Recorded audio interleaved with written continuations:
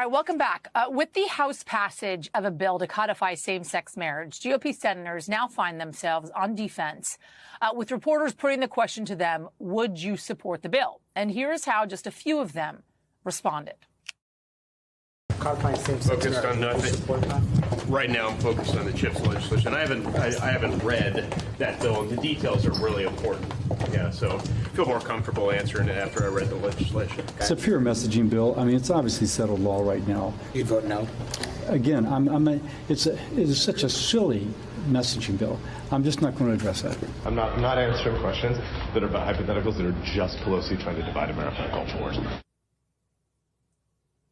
All right, so Slate's Jeremy Stahl writing up what he calls a taxonomy of Republican senators trying to respond to the gay marriage bill, documenting how they're all squirming just in their own ways. Stahl placing responses from these GOP senators in categories ranging from, sure, maybe, whatever. Is that even a thing? To, I certainly know gay and homosexual people, some of the married varietals. Joining me now is Jeremy Stahl, a senior editor for Slate. Jeremy, thanks for joining us on this. I got to say, as I was ticking through the responses of a lot of these Republican senators when they first started to trickle in, I was shocked that they seemed so ill-prepared to respond to something like this, considering the current climate and considering, of course, what we heard from Justice Thomas himself after the overturn of Roe. Well, it's a tough one for them, right? Because you have an issue here where 2/3 of the American public supports marriage equality. They are opposed to marriage bans of any kind. And at the same time, you still have a good segment of the Republican base that expects them to, press forward on this issue, even though it is settled law. Or it should be at least, but we know it might not be because the constitutional right to an abortion was just overturned in Dobbs. And as you said, in Clarence Thomas's concurrence, he placed a square target on the issue of marriage equality. The thing is, I think the same could be said for Roe. Had they been asked this exact same question a few weeks before Roe was overturned, if the House was trying to codify it, right? We would have been sitting here saying, well, it's a tough one for Republicans because the majority of Americans actually support abortion access for women in this country. I want to read for folks Mitt Romney, right, his response. And he was kind of in this category in which you said, I thought we settled that one already. And he said this, given the fact that the law is settled on this, I don't think we need to lose sleep over it unless there were a development that suggested the law was going to be changed.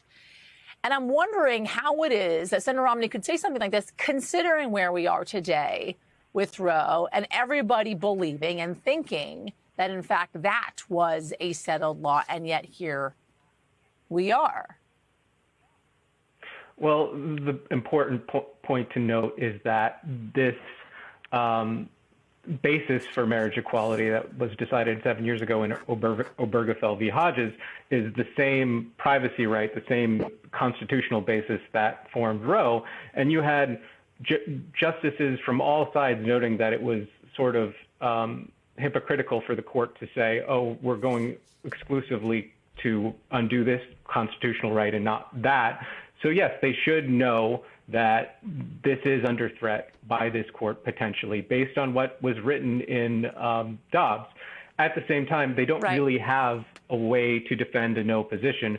So this is the best they've got to say, well, it's settled law, so we don't really have to touch it.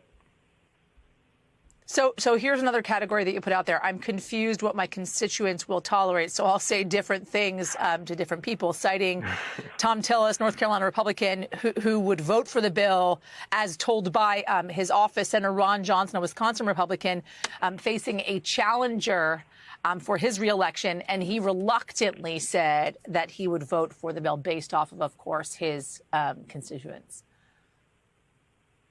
Yeah, Tom Tillis initially said something along the lines of, I think this is an issue we need to see what the legislatures do here. It's premature to act.